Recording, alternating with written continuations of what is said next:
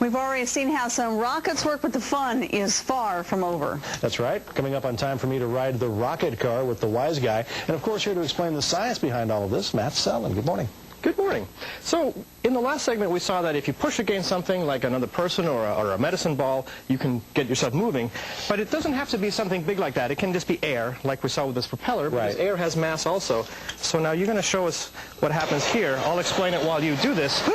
Inside this little ball is some water. So if you heat that up, the water will boil, the steam will shoot out these little jets, and this thing will spin around. This is called a Hero's engine, and was conceived, Gabriel. It was conceived by Hero of Alexandria in 100 BC. And wow. This thing is about that old, if you look at it. It's pretty old looking. Wow. And so that's an example of action and reaction. Forces come in pairs.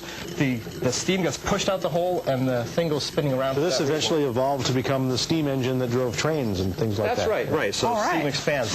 Oh, here we go. Here's a purple balloon. We're going to use this to have a sort of a mini rocket at first. You can do this at home. I got this balloon at the toy store.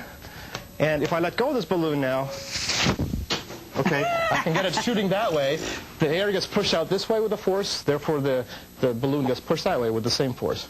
So now, this is literally rocket science. This is rocket science. Are you ready to be our astronaut? I am. Okay, Speaking of rockets, astronauts are required to wear the junior fire marshal hat. There you go. Safety first. Right. Okay, so here's our rocket car. That's up my hair, is it?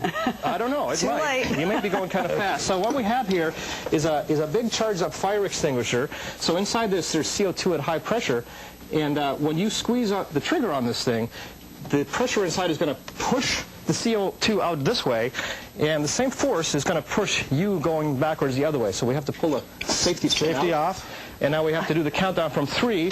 So it's back up here. 2, 1, go. Cool. You let go. Oh, if you'd kept on There's a pushing wall on that, there. yeah, well, that's a detail. It's a concrete wall. That's okay, Matt. That'd be a whole other science That was question. fun. So how does it feel? It was neat. I got to tell you, this is not the rocket car I was expecting, but it's a close second. I'll take it. So that's a Yes. Put the safety back in. That's a great example of action and reaction. And you can find all kinds of neat things about rockets and action and reaction at NASA's website, by the way, if you go and search it, which is what I did.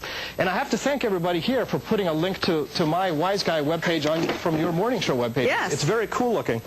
And the question for next week is the following, and we're going to talk about rotations. So you've all seen figure skaters, and they do this little thing where they spin really, really fast. Yes. Right. And so how do they do that? How do they get themselves spinning so fast? You know, what does a figure skater actually do to get spinning so fast when they do these little pirouettes or whatever it's called?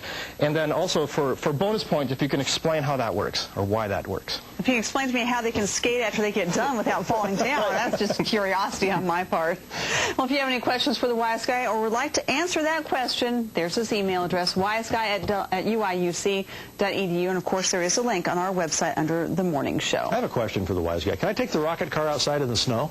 You could try it, sure. Yeah, it'd be more fun if you took it. Oh, fun is to be had by all. It is kind of slick this morning across central Illinois. Let's take a look at our Springfield Skycam.